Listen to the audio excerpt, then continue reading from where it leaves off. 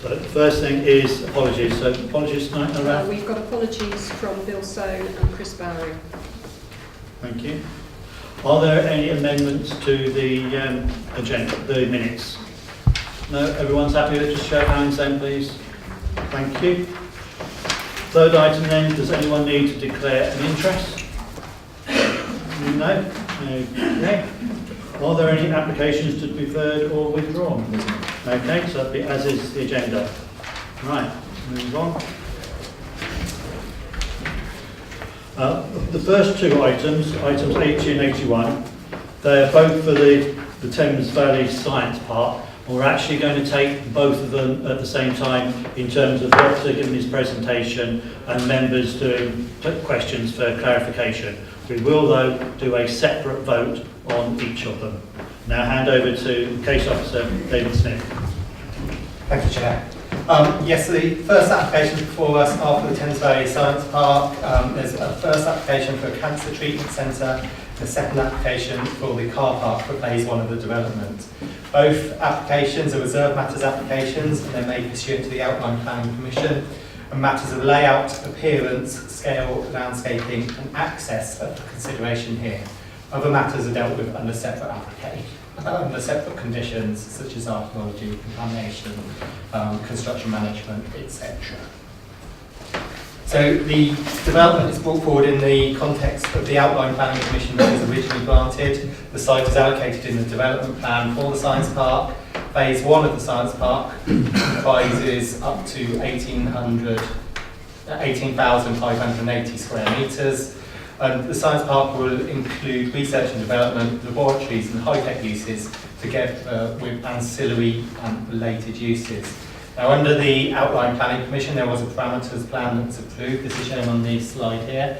That identified that 3-storey development would be brought forward to the front of the site, 2-storey development to the middle of the site, and then surface parking would be located between the proposed development and the M4 motorway. And the development is obviously part of a wider master plan for the Science Park, which is shown up in the top corner here, and in time phase 2 of the Science Park will be going forward. So under the Outline Planning Commission, we have granted reserve matters planning permission for phase 1A of the development, which is the Gateway building, located adjacent to the Science Park roundabout on the Eastern Relief Road. As part of that approval, we approved 6,948 square metres. That was approved back in May 2015. And the building that was approved there provided significant laboratory space, an ancillary cafe stroke restaurant use. The proposed architectural treatment was the use of cotton steel, rain screen cladding and glazing.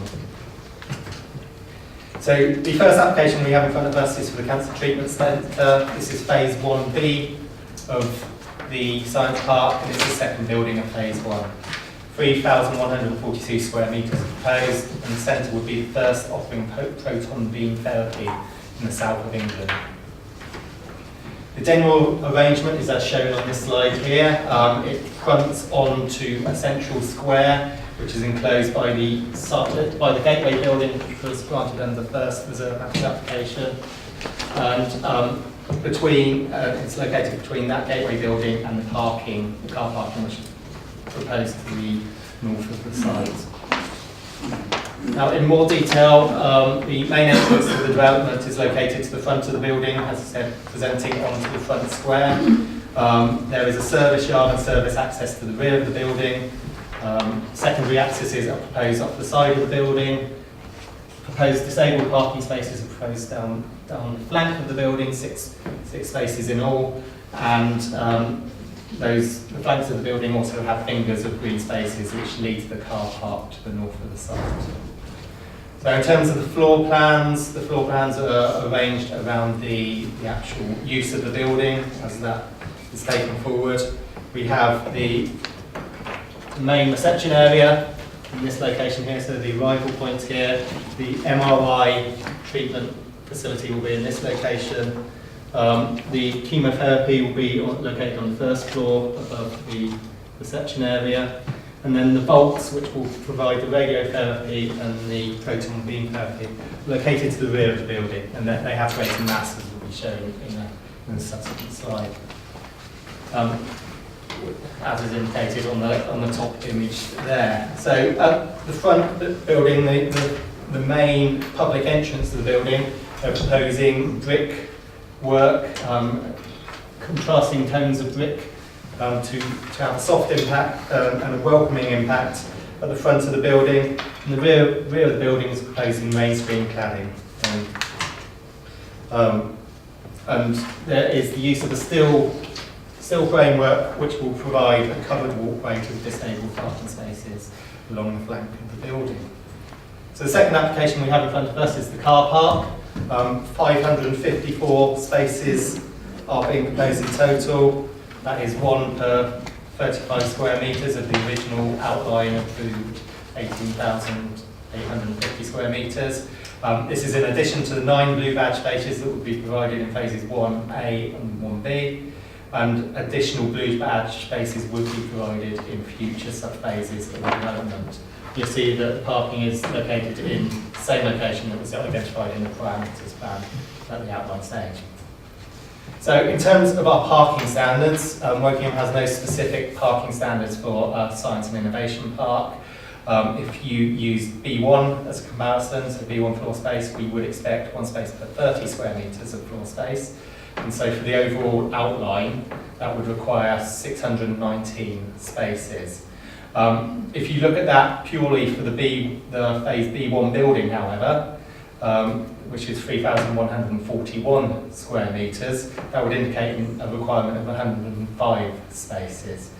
But this building is more of a D1 medical centre use, and our standards for D1 medical centres require 1 space per full-time staff plus 3 per consulting room, which in this instance, given 30 staff are expected at the site and 5 consulting rooms, would require only 45 spaces.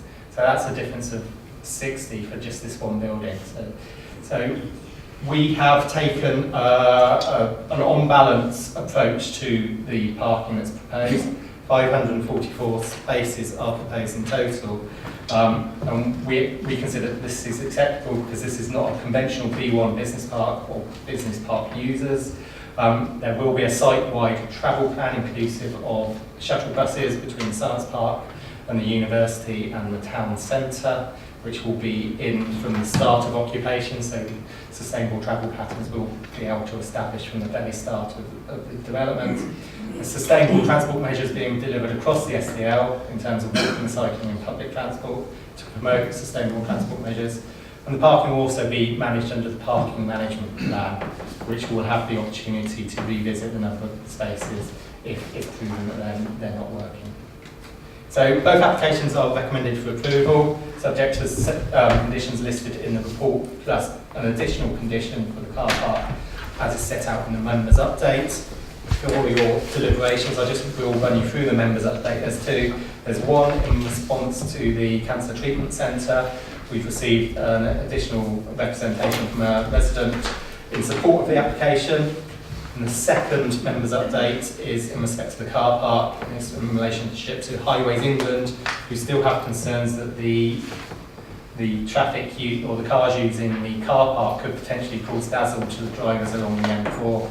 And in those circumstances, we have recommended a condition so that we can revisit this matter with Highways England and the applicant and devise a scheme and screening, if that is indeed necessary, in due course prior to the occupation or prior to the commencement of use of the car park. Thank you. Thank you. Well, we have 1 registered speaker, that's Nick Patterson-Neild from Barton Wilmore for Proton and Reading University.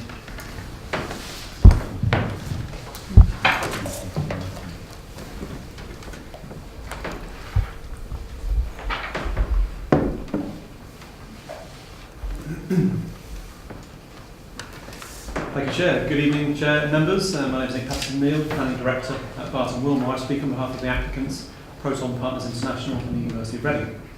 As members will recall, and as Mr Smith has already outlined, permission was granted for the Science Park back in 2010. The first reserve matters was approved by this committee in August of last year, and as you will know, is now under construction. The application before members tonight is therefore the second reserve matters application for the Science Park. Now, PPI is a limited company formed by UK-based international cancer and healthcare specialists. The company was established to address the need to transform cancer care treatment in the UK, particularly through the use of proton beam therapy. PPI is in the process of building 3 cancer treatment centres in the UK, one at the Thames Valley Science Park, the other in Northumberland, and one in Newport in Wales, which will all be open to both NHS and private patients. PPI are working with world-class leading providers to equip the proposed new centre at the Science Park to the high specification, and they plan through academic affiliation to create outstanding and innovative cancer treatment facilities.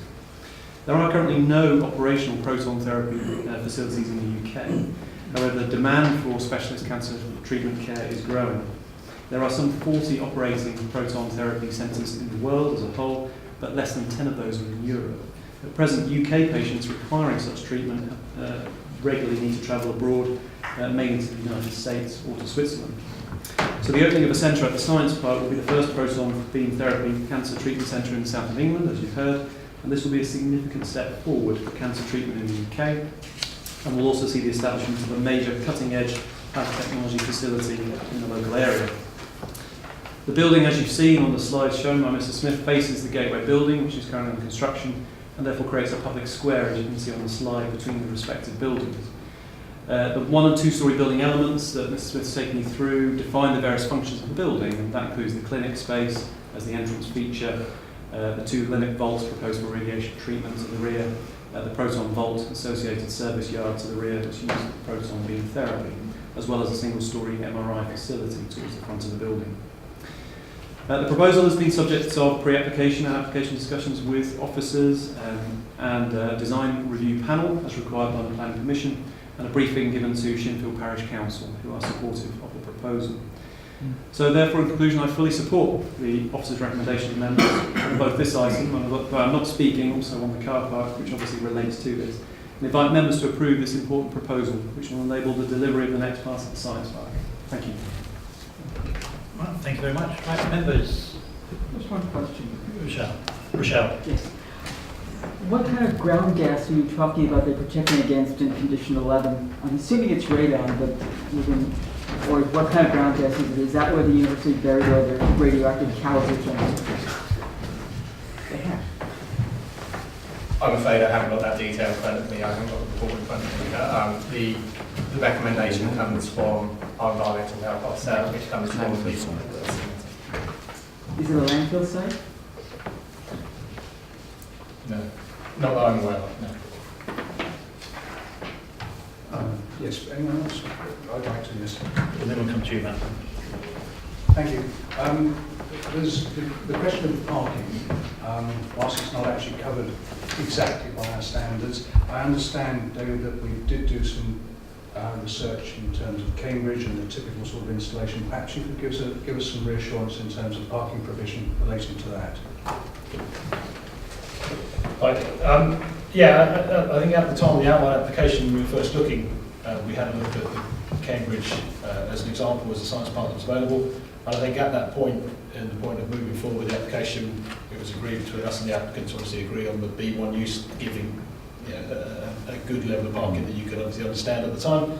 And I think moving forward to what we've got here, it gives us the opportunity to revisit that. And I think from the details that David ran through with this application for 1B, and looking at the use that it currently has, I think the example of B1 versus the D1 use that is currently granted, it's a science park, so they don't carry those uses, but given them a kind of an example of reviewing the B1 versus the D1 example, it clearly shows that already there is a reduction in the level of parking required for this use. And I think the fact that it's linked to the university and it's a science park and it has to go through the gateway policies for a development or a business to move into the business park, into the science park, and to have that affiliation with the university gives us greater control.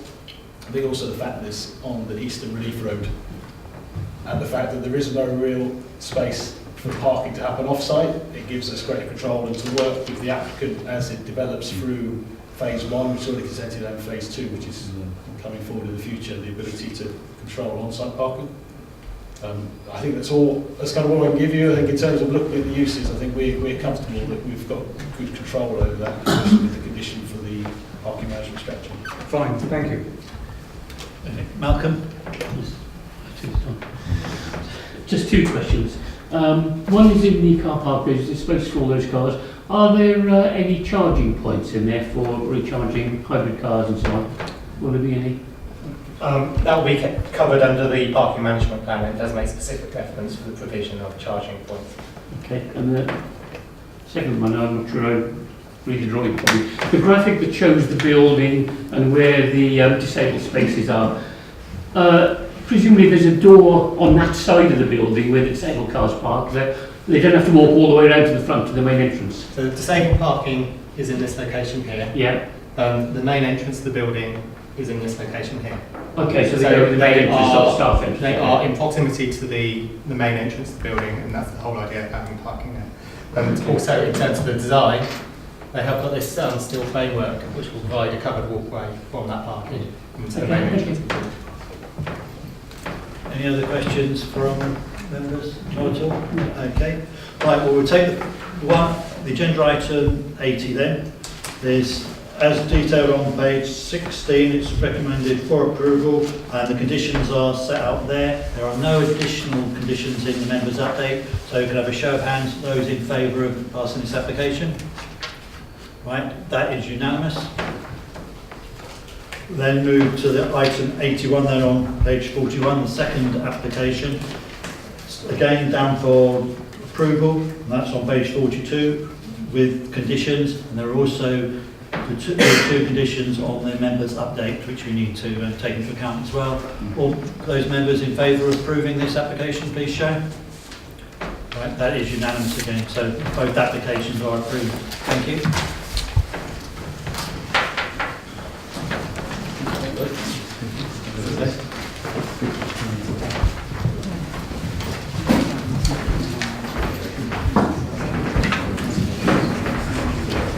Okay, move on to the agenda item number 82 then, which is on page 53, which is the Molesbury Dairy Lane Remnant Hill application. So full application for a polo facility, including a polo field, exercise track, stable block, practice arena, pavilion and widening access. It's before the committee, it's a major application and it's approved. It's recommended for approval subject to conditions. We actually members went on a site visit on Friday to have a look at it. I'll hand over to the case officer, Dan Ray. Thank you, Chair. The Park Place estate extends to some 220 hectares in size, of which this application forms 23 hectares of the overall site. In 2008, planning permission was granted for the restoration of the Grade 2 listed building known as Park Place, the demolition of a large number of inappropriate buildings within the estate and the erection of 5 new dwellings, along with extensive landscaping which has taken place to restore the estate to parkland from the golf course that was previously present. In 2010 and renewed in 2013, planning permission was granted for the erection of a dwelling, the curtilage of which is the same as this application. However, as a departure from the previously approved scheme, this application proposes to no longer construct a dwelling, but instead reintegrate the land back into the original estate so that it forms part of the area associated with the Grade 2 mansion. This proposal for the construction of stable, exercise track and practice arena in association with the polo pitch would reduce the amount of built form within the greenbelt whilst retaining its openness. The report sets out in detail the proposed use is entirely appropriate in principle. It is compliant with the NPPF as the proposed works with retaining openness of the greenbelt and is in accordance with policy CP12 of the core strategy as the proposed built form does not sprawl out into the greenbelt and important views and vistas will be retained or enhanced. The proposed stable will be sunken into the landscape so that long views across the site are retained, and condition 6 ensures that landscape improvement, planting and the introduction of meadow grasses are present, thus improving the overall appearance and character of the greenbelt and setting of the countryside, as well as the landscape as a whole. Not only this, the improvement in planting will lead to a more positive conservation status for local biodiversity. The overall built form is reduced from the previously consented house. The overall floor space of the stable would measure 720 square metres compared to the 1,125 square metres of the consented house, thus reducing the size of the building with the greenbelt. Not only shall the stable be sunken, the exercise track would also be set into the parkland, again so that it appears invisible when viewed from distance. The arena would also be partially sunken, with grass bunds being provided, so that once again there's no negative impact on the character and setting of the parkland as a whole. Adjacent to the polo pitch, it is proposed that a pavilion should be constructed that measures 12.7 metres by 6.6 metres with a ridge height of 2.7 metres. The pavilion will be set against existing woodland so as to provide a backdrop and minimise its appearance within the green belt. Concern has been raised by nearby residents in terms of highway safety. However, a road safety audit was undertaken and the proposed access improves, though it would not lead to any negative impact on highway safety. Parking is to be provided adjacent to the stable. However, the existing stable, which is also within the application site, has plenty of hard standing. This area, within the same ownership as the polo pitch, would provide additional parking which would be available in excess of what is being provided as part of this application. To the west of the site, the proposed development is partially bound by Dairy Lane that serves a number of private residential dwellings that are not associated with Park Place. That's the road on the left-hand side that develops into sort of a crescent. That's the residential properties. The access to this road and its width is inappropriate for construction vehicles, and any vehicle or horse box attending the site will be prohibited so as not to access the facility using this road. In condition 16, it has been included to make sure that this occurs. A number of amendments were made to ensure that the private residential amenity is protected of neighbouring residents, including the relocation of the exercise track to the west of the site, and that's in the area to the north of the residential properties and to the south of the building within the parkland. The polo pitch was originally going to be to the east of the residential properties with direct views. However, existing boundary screening and planting to the north of these properties protects views into and out of the site from the dwellings, and additional screening should be provided as part of the landscaping scheme that is required by condition 6. The members' update is got quite a bit of information in, so I'll go through that. Firstly, no floodlighting is proposed for the arena polo pitch or exercise track. And the lighting has been described within the application as being limited to the stable itself. However, condition 7 requires that all lighting details be submitted prior to their installation, and as such, any inappropriate lighting would not be accepted. The applicant has also indicated that there would be no klaxon used during the games as well. I've set out the dimensions for the pavilion already. However, just to confirm, the stable size, each elevation of the quadrangle would measure approximately 25 metres in width and have a ridge height of 2.6 metres. However, the northern spur of the stables would measure 10.5 metres and be 3.5 metres in width. Each width of the 25 metre projection is also 3.5 metres in width. Lacking in the report was the biodiversity response from the council's ecologist, but he's confirmed that from the revised details submitted by the applicant, he agrees that the scheme supports the view that there will be no net loss of local wildlife standard habitat. In terms of protected species, a condition has been recommended to ensure that protection of grey-crested newts takes place during the construction phases and in the long term. However, as part of the original outline consent, an integrated management plan was agreed for the site as a whole. As this application departs from the integrated estate management plan, it's proposed a new condition in accordance with the British standard would ensure that, as a minimum, the equivalent wildlife enhancement for this area is provided. This is called a landscape and ecological management plan and covers the process in which that would be established. In summary, the proposed use of the site as a polo pitch with associated equestrian uses is compatible with the purposes of the green belt, and it ensures that the openness and character is retained. The specific use as a polo pitch is an appropriate form of development that is complementary to an estate such as Park Place, and through the landscaping scheme there will be no loss of woodland or planting, and enhancements will be provided. It's also been demonstrated that, subject to the works being undertaken in accordance with the submitted plans, there would be no detrimental impact on highway safety, and adequate parking would be available within the site.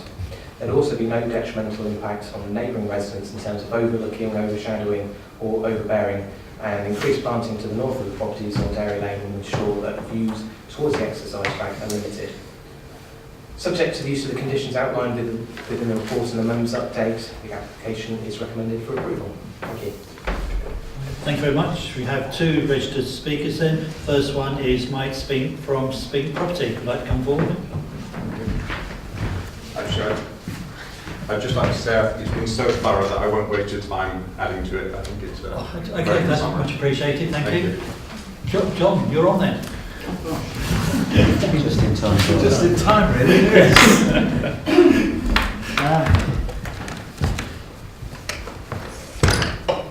We wouldn't have waited. The original idea of having a polo pitch in Remnant was quite strange and needed getting our heads round. But the officers said very conclusively, very early on in the day, that a polo pitch was a very suitable use for greenbelt land. So whether or not a polo pitch was knocked out very quickly. We had a huge local consultation with a load of people raising a myriad of problems and concerns.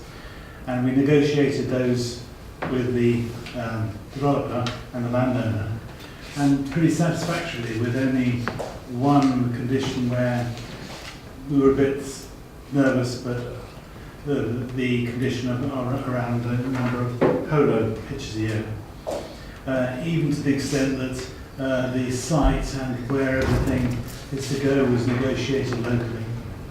So I have to say that from a parish point of view and from Borough Council's point of view, that we're pretty much broadly in favour, and I think that Dan has done a very thorough and excellent job in this proposal.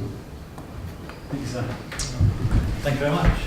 Right, members who would like to start? Has anyone got any questions? Not at all? Who won the match between? Okay. Who won the match between? Well, we can go straight to the vote then. It's set out there on page 54, recommended for approval with the conditions, plus the extra condition that's in the members' update. All those in favour, please show. And Rochelle is abstained because she didn't attend the site visit. She mentioned that to me earlier. Oh, sorry. No, I'm supporting. Oh, excellent. Thank you. Right, that's that application passed then. Thank you.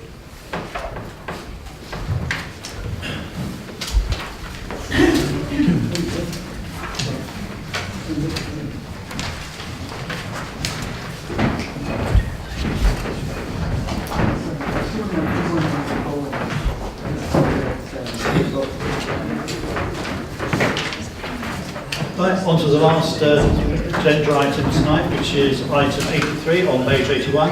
It's units 68 and 69 at Sutton Business Park. It's a full application for an industrial unit, associated car parking and the demolition of existing building.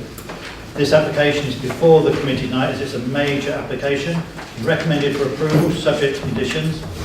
Members attended a site visit previously for an application that came to committee on June 2016, so we're well aware of the site, and the case officer is Graham Bourne, who I shall hand over to. So the site is located in A4 on Southern Park Avenue in Early, which is within a major development location and a core employment area. The park extends to the north and west with a large-scale V8 use building immediately adjacent.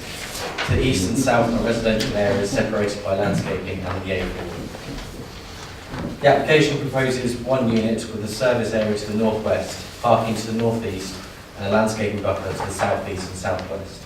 A small-scale recycling building is also included behind the building. The existing two-storey office block can be partially seen from the A4, however the existing tree line provides a visual buffer at the edge of the site.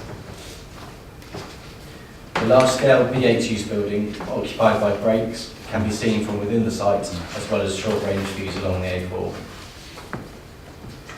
So the site is within a core employment area where the provision of B-use floor space and employment opportunities is encouraged. The proposal would result in an increase in the amount of B-use floor space on the site and therefore is acceptable in quantitative terms. It is acknowledged that marketing of the existing office has taken place and not yielded any reasonable interest, and therefore is proposed to redevelop the site. This creates economic benefits and uses the current vacant site, and as such no objection is raised in qualitative terms. The existing building is 2 stories in scale and set back from the road, with the tree line along the road is generally obscured from direct views for most of the year. The replacement building would be of a much larger size and scale and would have a noticeable impact on short-range views around the site. It would also be closer to the road and much higher, and contemporary materials are proposed to be used. However, following discussions with officers, the location of the building has been altered slightly to maintain a larger landscaping buffer along the southeast elevation. Additionally, more landscaping, with a greater emphasis on evergreen planting, has been provided, as well as green panelling to the lower levels of the building. Although this does not disguise the fact the building would be on a large scale, officers are satisfied that the scheme would be acceptable, particularly taking into account the adjacent building, which is larger in terms of footprint. The proposal would result in a small increase in traffic generation, but this can be accommodated on the highway network without detriment. Additionally, a travel plan is secured through a condition and the site is accessible through other modes of transport. The parking provision is acceptable, however, as stated in the members' update, an additional 31 spaces have been indicated. This takes into account potential fluctuations in the split use of the building and should give members comfort that the parking provision is sufficient. It should also be noted that the size of the building is dictated by the requirement for storage, and therefore the P8 use element is a substantial part of the scheme. All other matters are control-free conditions and no harmful impact will occur on residential amenity. In the members' update, there is also clarification on the creation of jobs and confirmation that the drainage officer is satisfied subject to a condition. Therefore, subject to the conditions set out in the officer report and the members' update, the application is recommended for approval. Thank you. Thank you, Graham. We have one person registered to speak, which is Jenny Lisman. Would you like to come forward? Welcome.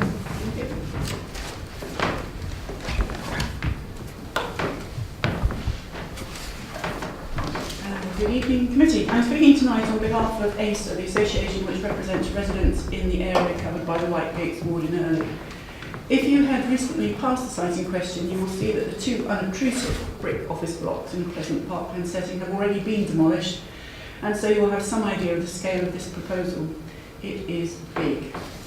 This application proposes that the 2 office blocks be replaced by one huge warehouse with an increase in footprint over the previous buildings of 74%, in length by 54%, and in height by 38%. As a result of this size increase, there is a consequent reduction in the distance of this enormous building from the boundary by 48%.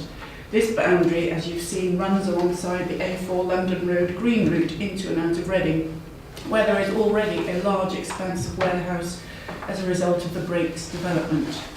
ACER is concerned about the loss of the parkland landscape. It is very important to retain as many trees as possible between the proposed silver grey metal warehouse and the A4 green route, but the application plans are not at all clear, well, not to me I'm afraid. There must be a good mix of conifer and deciduous trees, shrubs and hedging so that the warehouse is well screened from view, preferably hidden completely. Is this what is proposed and will it happen?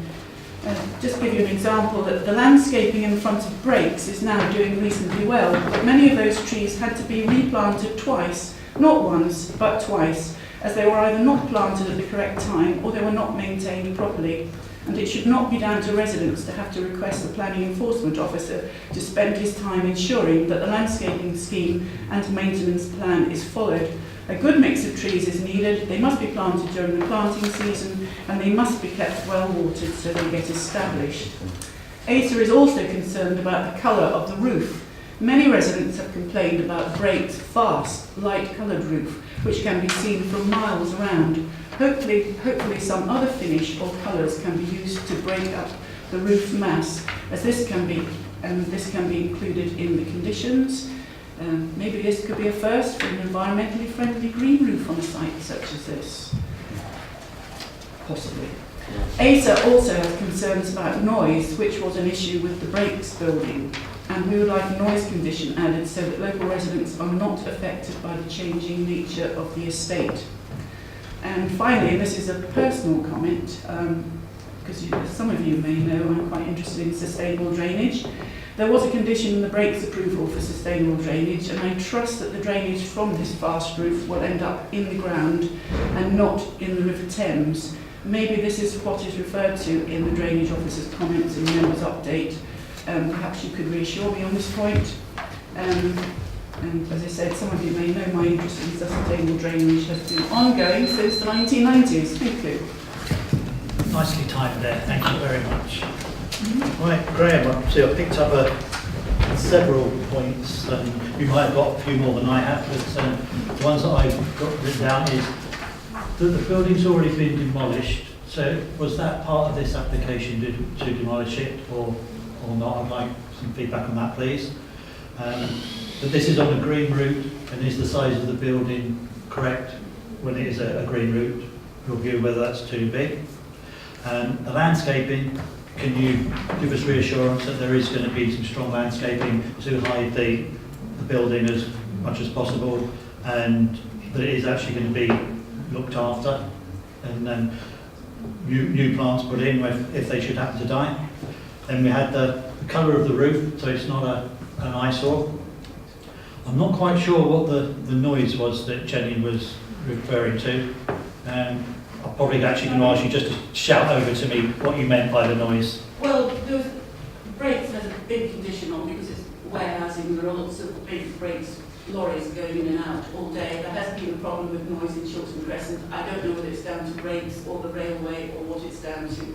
But we don't know what this building will be used for or could be used for, and I wouldn't like to see any noise problems, because if there's no condition about noise tonight, then we won't be able to do anything about it. Thank you. Thank you. So if we could have a comment on the noise. And the last one was the drainage, that especially from the roof, is it going to be soaking into the land rather than going into the river? Thank you. So the demolition is part of this application. I admit I wasn't aware that any work had carried out on the site at this stage. I haven't actually been down there in the last week or so. So at this stage, I could know. So if it has been demolished, it has been. That's for something for us to investigate. Which you will do. Thank you. Yeah, that's fine. If I kind of tackle the side of the building and the landscaping, certainly yes, it is a large building, and there isn't really any way of getting around that fact. It is something that we've looked at quite closely, and as I mentioned in my presentation, we had discussions with the applicant, and we asked them to see what they could do, short of actually physically changing the building. I think they've done what they can. That is to slightly alter where the building is, so the landscaping buffer is much more uniform all the way along. They've increased the pinch point here. More landscaping would be going in along that whole elevation, and yes, there was a big emphasis on providing a mix of plants, and our tree landscape officer wanted to create an area effect, which I believe they have done in terms of what they're putting in, and also they'll have a hedgerow going along the sides. They've also put in some green panelling along the bottom half of the building, just to kind of try and reinforce that as well. As a result, our tree landscape officer doesn't object to the proposal. And I would also point out that if we aren't to approve a building like this in a core employment area, in a development location, then where are we going to approve it? These are, as I say, the core employment area is the kind of area where we are encouraging business use and indeed employment opportunities. You'll note that I have put in the report it's an on-balance decision. It is a large building by all respects, but I feel, my professional opinion, that it is acceptable. In terms of the colours of the roof, it is controlled by condition. However, they have already specified what colours they are. I think elevations are in the report.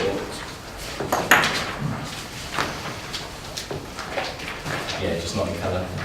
On page 101. We haven't raised any objection to that. However, if you do feel that it is something that needs to be looked at, then we could potentially hold some further discussions with the applicant on that point. In terms of noise, what was in terms of the impact on residents, do you mean? So you can see where the existing buildings are, which is this bit here. To the south, you've got the A4 and then London Road itself and then the properties. Distance.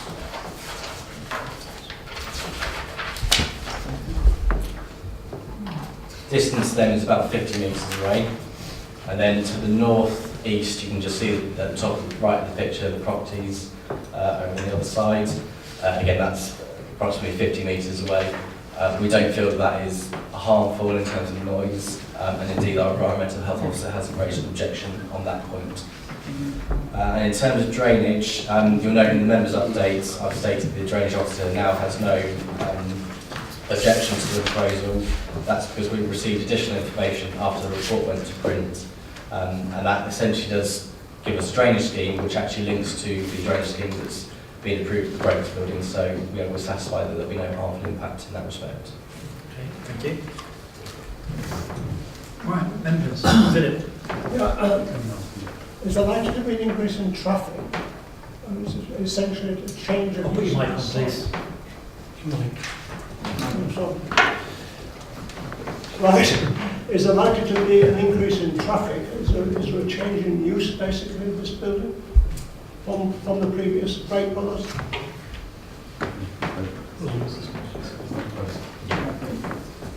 I think Graham mentioned in the report there's likely to be a small increase. I think because it's going from B1 office, which is generally kind of trip rate generated during the peak hour.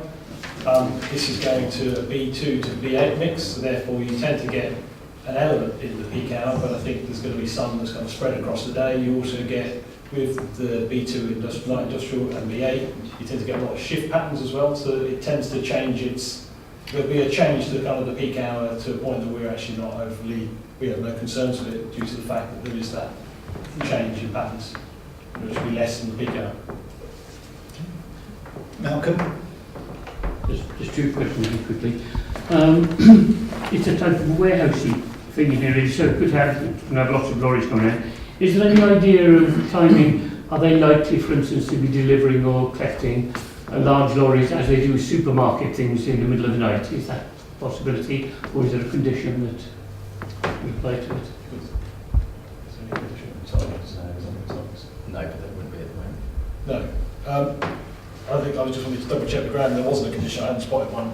I think at the moment we don't know who the end user is, so it's a B2, B8 use, and therefore it's open until someone applies, really. Yeah. That's how we control it. Yeah, I mean, ultimately, there isn't an existing restriction on there isn't a restriction on the existing building, so it could potentially happen now. It's also within the business park, so I think there is quite a degree of protection from residential properties. Thank you. And just a second thing, on page 88 it does say there was conditionally approved for demolition. Sorry. It does say on page 88 that it was conditionally approved for demolition in September of this year. Just to answer that question. Thank you. Okay. Rochelle, then Wayne. I do like the idea of increasing the number of jobs in the area. However, could we ask them if they have nighttime deliveries, if they have the quieter type of backup sensors that they put on for when it's triangle that backs up against something? So this way it will reduce the annoyance to local residents for future use. Yeah, we can put that as a potential condition. Okay, Wayne. Graham, could you point out where the Brakes building, the existing Brakes building is on that? That. Yeah. And in comparison to that, what's the height variation of this one? No. It's quite similar. I can double check. My other point was, and you've already answered it, but it's just to support what Jenny was saying. When that building was built, the landscaping did take some time to cover the vast building that is now there. And I think we should encourage them. And we shouldn't be spending our money going out via enforcement, making sure they're doing what they should be doing in the first place.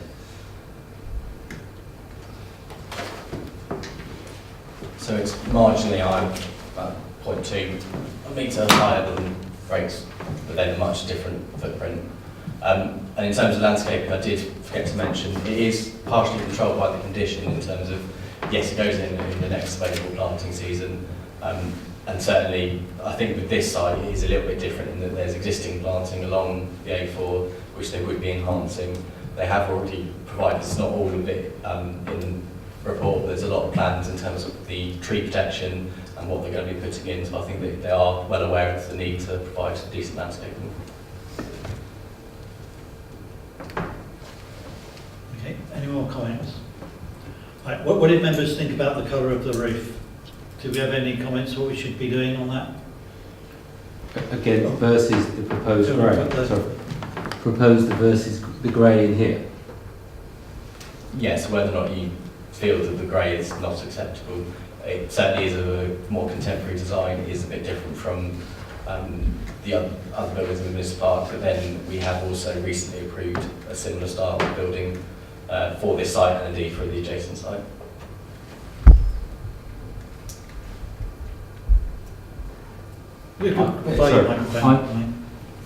I'm not clear what the benefits for and against would be.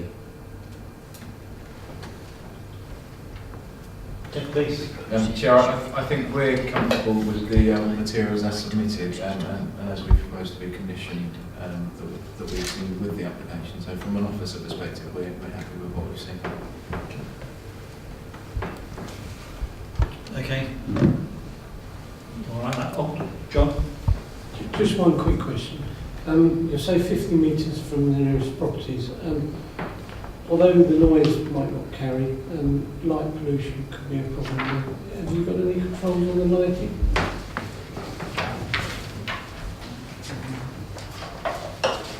So the applicant submitted an external lighting report and an external lighting layout, and both myself and the environmental health officer are satisfied that that won't have a harmful impact on residential communities. Okay, thank you. Okay. No more questions on that? Right, we did mention about having the extra condition added then about reversing. Do we know the wording or what you're proposing? No, but I can look up that when it's approved, that's fine. Okay. All right then, if we're all done, I shall go to the vote. Then it's set out for approval on page 82 with the conditions. There's obviously the extra conditions in the members' update, and then the condition about the reversing, which we've just discussed. So if I could have a show of hands for those in favour of this application, please. And that is unanimous. So thank you very much. So that closes the meeting. Thank you.